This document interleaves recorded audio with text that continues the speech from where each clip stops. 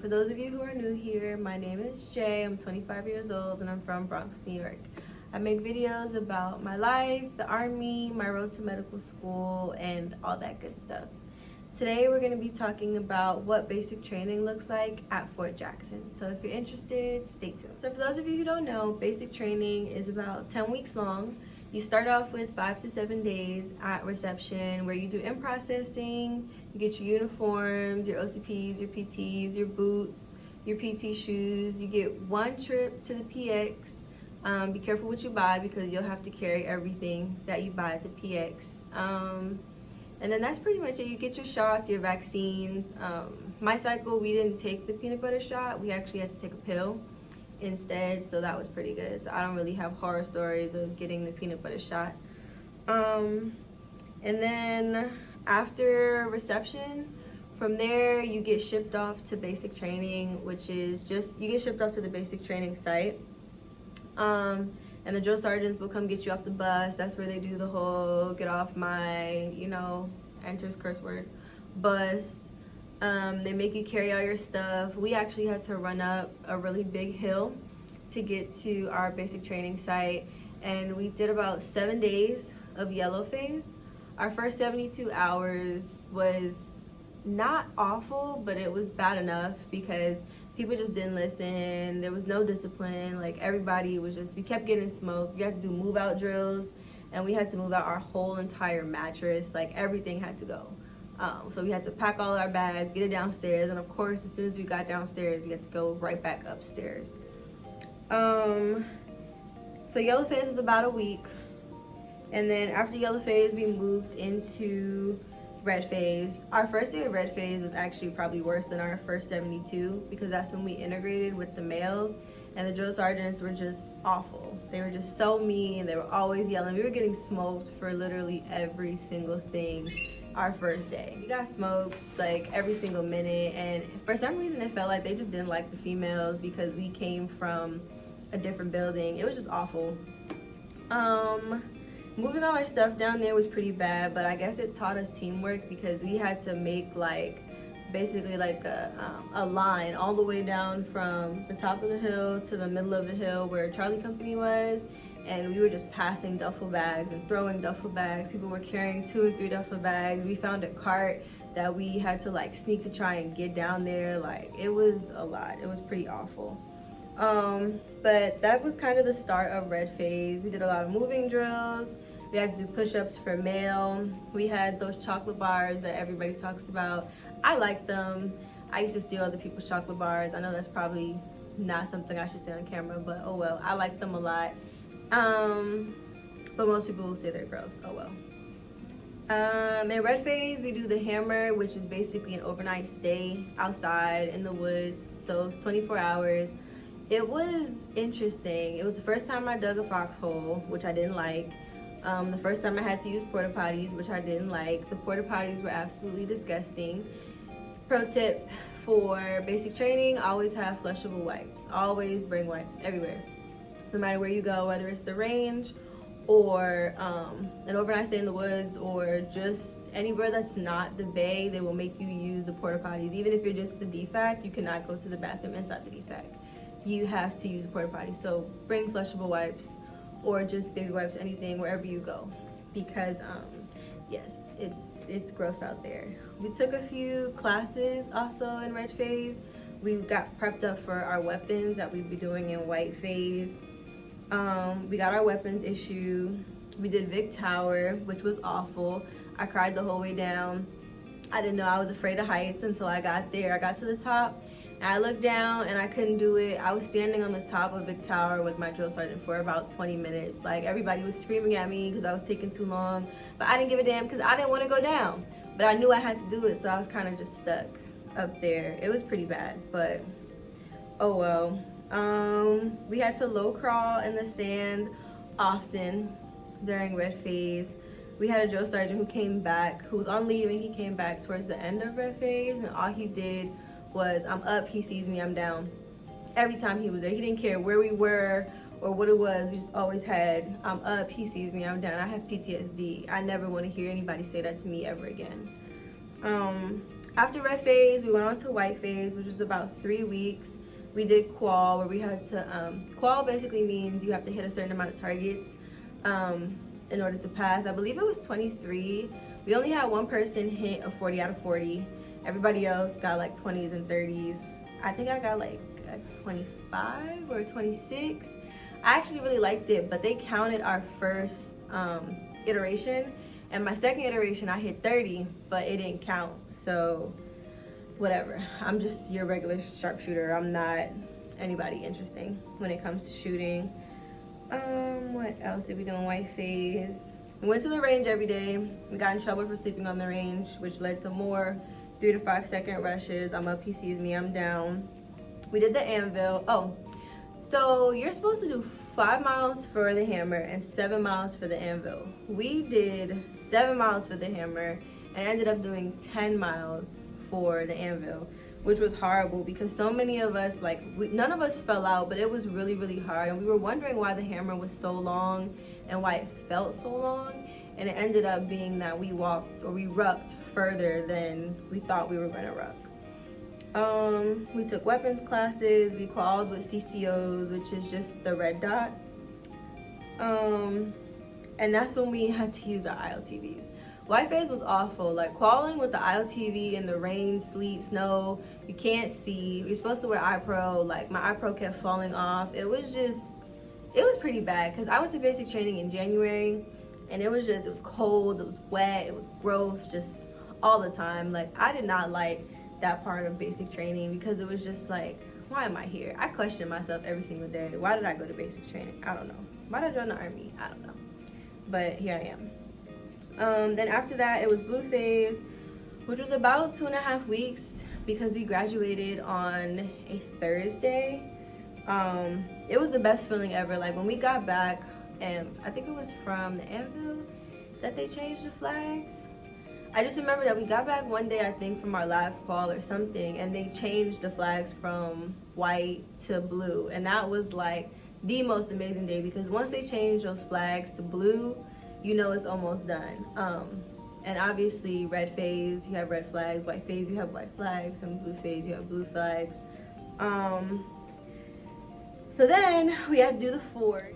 Okay, so for the forge, we did about 30 miles our first night. We made a few different stops.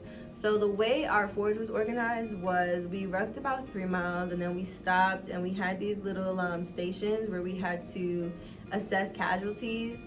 They did that a lot for us during our basic training, like assessing casualties. I didn't think it was gonna be as much of that because, you know, in basic training you're trying to learn everything, but of course you do need to know some medical things because you're gonna get put in situations where you need to know, of course, how to apply a tourniquet and how to do different stuff like that. So we had to learn how to do that. We had the cards where we assessed the situation. Our commanders were there. Like, we had a lot of higher ups at our forge, which was pretty interesting. So of course we got smoked a lot because our drill sergeants were trying to make themselves look good. I might cut that part out. So after that, we went and we did our last 40 rounds. We shot at different targets at this big field. It was so cool because it was dark at first, and then like you have to like run about like a half a mile to the actual site, and they put you in your lanes, and then the lights just come flashing on, and they flash like on and off as you're shooting, which is so cool. I actually had a lot of fun doing that. And then after we left there, we rucked to buddy team live fire, which was not like the buddy team live fire during white phase, because in white phase you do a buddy team live fire, but you do it like with posts, and you have to high crawl and low crawl. This buddy team live fire was kind of like with paintballs. I'm not really sure what it was, but it was fake rounds, and it was just a part of the forge. Again, I guess to get us used to like battle buddy, cover me while I shoot, and all that good stuff. After that, we finally started rucking to our actual site where we were gonna be for the night. By the time we got there, it was daytime. I feel like it was another 10 miles from where we were to the actual site, because as we were walking up, it was daytime, and my drill sergeant just kept saying, "You're almost there, you're almost there, don't fall out, don't fall out." And I'm just like, in my head, I'm thinking, I'm never gonna fall out because I don't want to be here longer than I have to be, because I hate it here. That's a strong word, but I didn't like basic training like at all. I met a lot of my close friends at basic training, which I will always hold near and dear to my heart, but I would do it again to meet them, but I don't know if I could go through some of that stuff again, because it was a lot. So to kind of get back on track and continue with Blue Phase, so for the Forge, I'll rewind a little bit. We stepped off on a Monday night, and we spent 3 nights in the woods. So that first night was that 40 to 50 mile ruck that we did with stops. And then the second night, we did an obstacle course, and we did Nick at Night. So Nick at Night is what you hear when they say you have to low crawl through the red sand, and they shoot live rounds over your head, and then they blow up stuff. It's actually pretty cool. Like, I remember, like, I was halfway through low crawling. It was so hard, and then I just look up, and they're just blowing shit up. I mean, I'm sorry, blowing stuff up in the air, and it was so much. I got close to the end. I just couldn't do it. My drill sergeant was like, come on, you don't have that much longer to go. I'm like, I'm tired. Sand was all in my stuff. Like, I was trying to make sure my camelback didn't get sand in it, because people were drinking sand. It was a lot. But once I got to the end, I will say, like, I felt accomplished, because I knew we were almost there. We had one more night after that, and it was just great. So after Nick at Night, we rucked to another site where we had to do mass casualty and night land nav. So while we were doing night land nav, we had to carry our battle buddies on a litter, and of course we had to cover them, you know, while we were being attacked, and we had to run to a certain point that we had to, of course, land nav to.